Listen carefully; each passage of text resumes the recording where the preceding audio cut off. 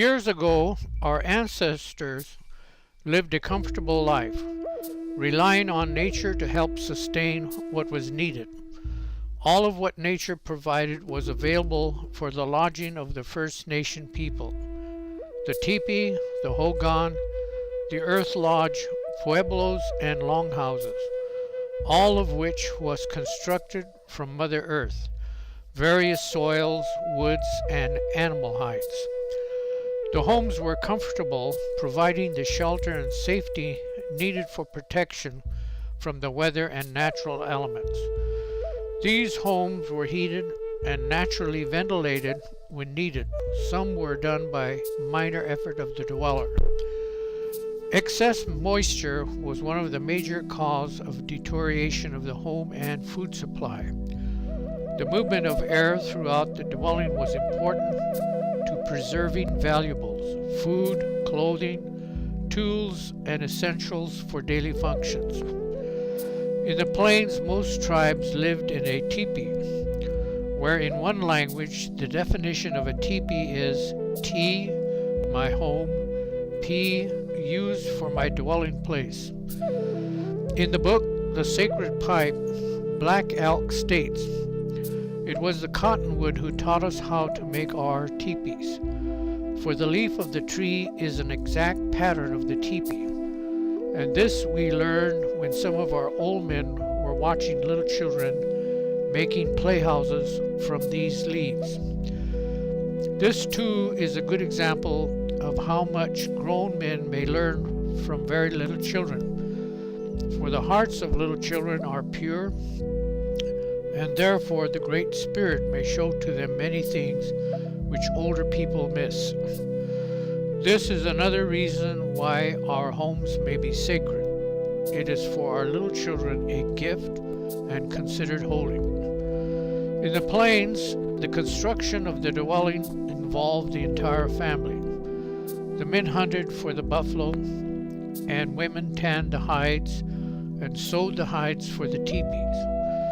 During the warmer months, the bottom of the teepees outside was rolled up to allow adequate airflow for ventilation.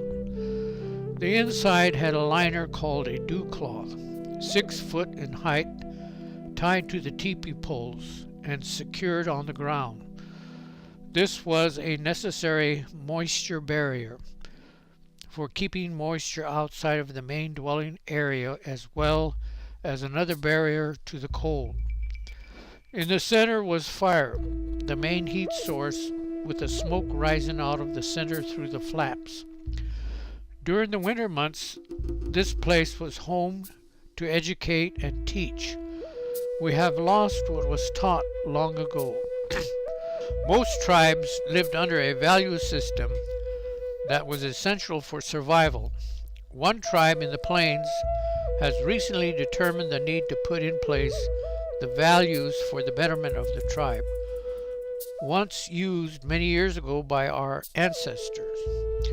The values created can be used today for the creation of a healthy home. In turn, it creates healthy people. Homes are a safe haven for the occupants, especially for our children. It is a security to them.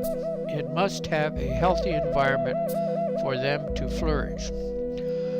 The values determined by Fort Peck elders for our people to follow are respecting all of which Mother Earth provides, no pollutants to the environment of the earth and air.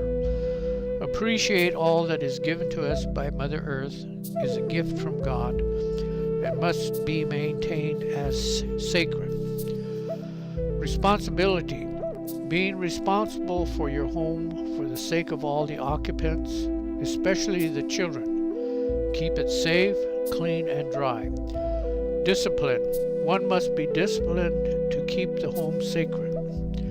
Compassion, honesty, love, trust, and sharing, these are elements used to create healthy individuals and homes. Spirituality, prayer, this is essential for the well-being of the individual and to give thanks. Everybody raised a child. This must be done in a healthy environment. We can learn a lot from the past. As one elder put it, you can't know how to get to where you want to go unless you know where you are now, and you can't know where you are now unless you can see clearly where it is that you've been.